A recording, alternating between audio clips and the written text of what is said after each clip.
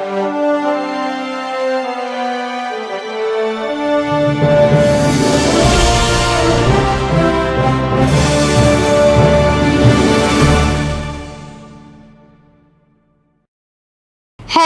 હું છું તન્વી અને આજે હું ઇન્ટરવ્યૂ લેવા જઈ રહી છું ઇન્ટરવ્યૂનું.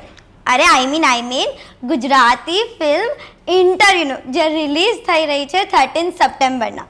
તો મારી સાથે અત્યારે ઇન્ટરવ્યૂની ટીમ એન્ડ કાસ્ટ છે. So hello.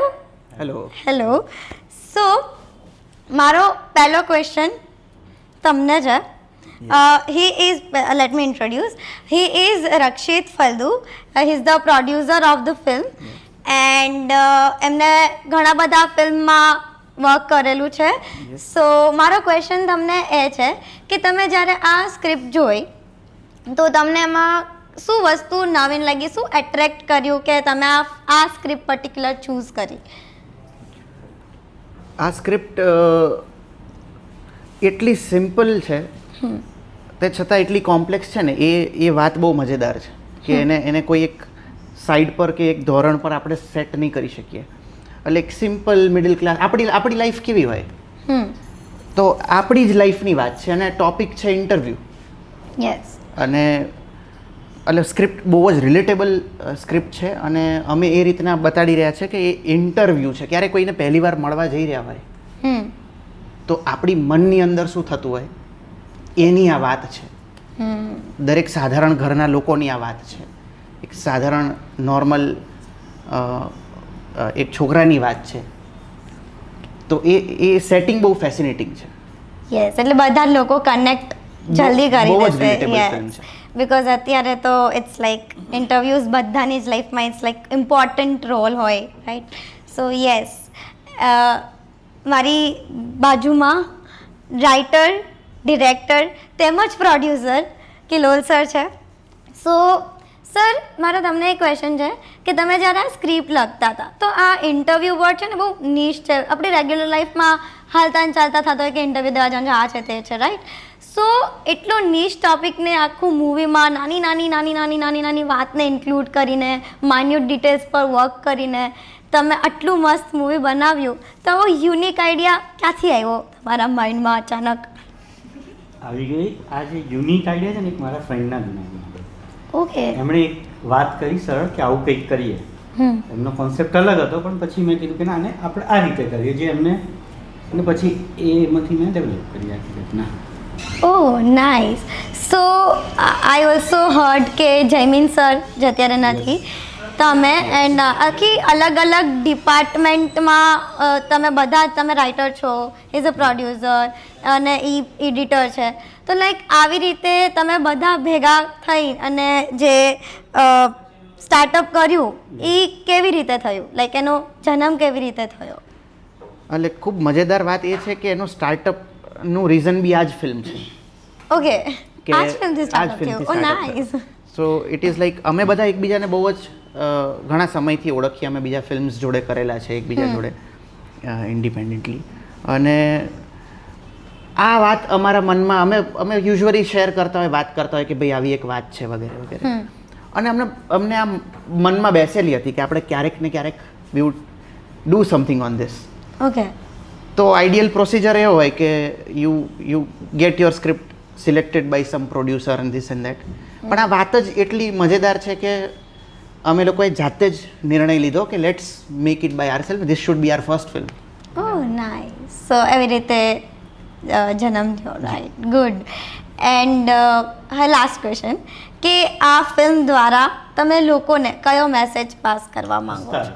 હસતા રહો, ગમે એવી સિચ્યુએશન, નર્વસ હોય પણ હસતા રહો. નાઇસ. તમે એમાંથી નીકળી શકશો. You should be confident on your self, right? Okay ji, nice. So નીકળી જશે. થોડી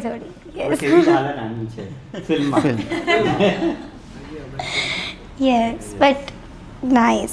સો કમિંગ ટુ યુ પરીક્ષિત, તમે હમણાં ખૂબ જ સરસ મજાના ફિલ્મ કર્યા છે, હું ને તું, વાર તહેવાર, અને આની પહેલાં પણ તમે લાઈક સાહેબમાં, દુનિયાદારીમાં, ઘણી બધી મૂવીઝમાં તમે ઘણા બધા સરસ મજાના કિરદાર નિભાવ્યા છે. તો આપણા આ મૂવીમાં, ઇન્ટરવ્યૂ મૂવીમાં જે તમે કિરદાર નિભાવી રહ્યા છો નચિકેતનું, તો એનો એક્સપિરિયન્સ કેવો રહ્યો? એનો એક્સપિરિયન્સ મજાનો રહ્યો. એવું કશું કામ કર્યું નહોતું એની પહેલાં, એટલે જ આ કામ કરવાની ઓર મજા આવી. જનરલી એક્ટર તરીકે તમે એવું ઈચ્છતા હોય કે જે ન કર્યું હોય અથવા જે વધારે ચેલેન્જિંગ હોય એવું કંઈક કરીએ. ઇટ વોઝ વેરી ચેલેન્જિંગ, કારણ કે સ્ક્રિપ્ટ એટલી સુંદર હતી કે એને ન્યાય આપવો જરૂરી હતો. કેરેક્ટરમાં, પરફોર્મન્સમાં, એના લુક્સમાં, એના અપિયરન્સમાં. તો એ કરવાની જે મજા આવી થ્રુ આઉટ પ્રોસેસમાં,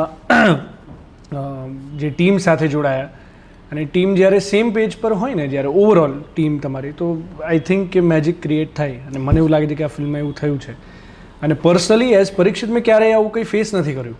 ઇન્ટરવ્યૂ મેં ક્યારેય કોઈ પણ પ્રકારનો આપ્યો નથી, એટલે મને ઓર મજા આવી. જે નર્વસનેસ અત્યારે તમને થાય છે ને, એ આ ફિલ્મ શૂટ કરીને એને પહેલાં મને થઈ જ નહોતી. એટલે એ ફિલ્મિંગ દરમિયાન, એ પ્રોસેસ દરમિયાન મને એ પણ ખબર પડી કે અચ્છા, આવા સમયે ઇન્ટરવ્યૂ આપવા જતી વખતે આ પ્રકારની નર્વસનેસ થતી હશે કેન્ડિડેટ્સને. પણ એ આવું તમારી અંદર બહુ અઘરું હશે ને, એ એક્સપિરિયન્સ?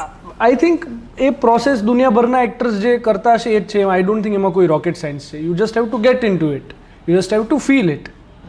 એ વધારે કહીને એને કોમ્પ્લિકેટ કરી શકો છો કે મેં આવું કર્યું તે કર્યું, but you just have to feel it. તમે ફીલ કરો એટલે આપોઆપ થઈ જ જાય.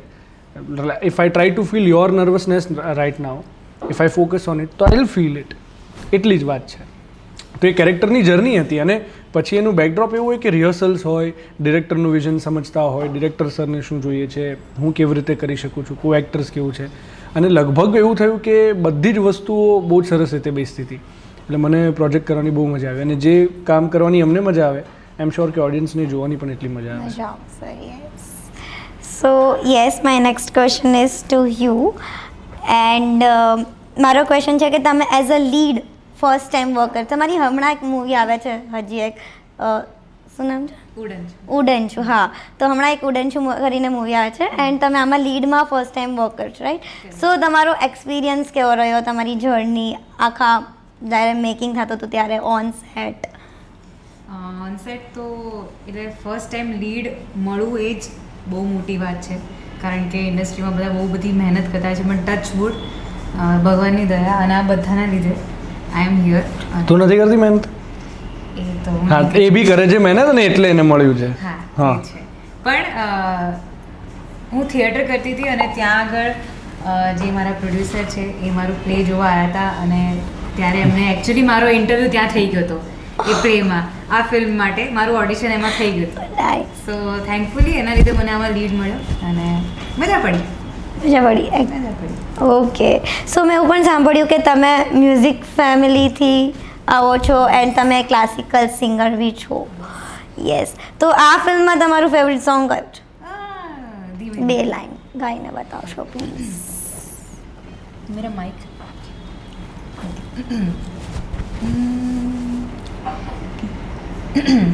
હા, સાંભળું છું હું તારા કોરા મનમાં, વાદળ વાદળ થઈને વરસી જાઉં.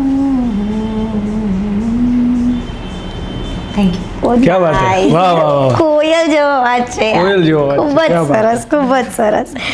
તો ખૂબ જ સરસ રહ્યું મને બધા જોડે વાત કરીને એકચ્યુઅલી, અને મારી પણ નર્વસનેસ હતી, બટ ધીરે ધીરે આમને સોંગ સાંભળીને મારી નર્વસનેસ ધોઈ ગઈ. એક હા, ક્વેશ્ચન છે. યસ. તમારો પહેલો ઇન્ટરવ્યૂ છે, તમને કેવું લાગી રહ્યું છે? ખૂબ જ એક્સાઇટેડ પણ ફીલ છે, નર્વસ પણ, મિક્સ ફિલિંગ છે એકદમ. શબ્દમાં વર્ણી ન શકાય એવી ફિલિંગ છે. પરફેક્ટ. યસ. સો ખૂબ સરસ આ લોકો જોડે મારી વાત થઈ. એન્ડ હવે સાચું સસ્પેન્સ તો મૂવી જોઈને જ ખબર પડશે. તો હું તો જાઉં છું મૂવી જોવા, તમે બધા પણ આવો છો ને ઇન્ટરવ્યૂ દેવા? સોરી, જોવા, ઇન્ટરવ્યૂ મૂવી જોવા તમે બધા પણ આવો છો ને? ઓકે, તો મળીએ. Take care, bye bye.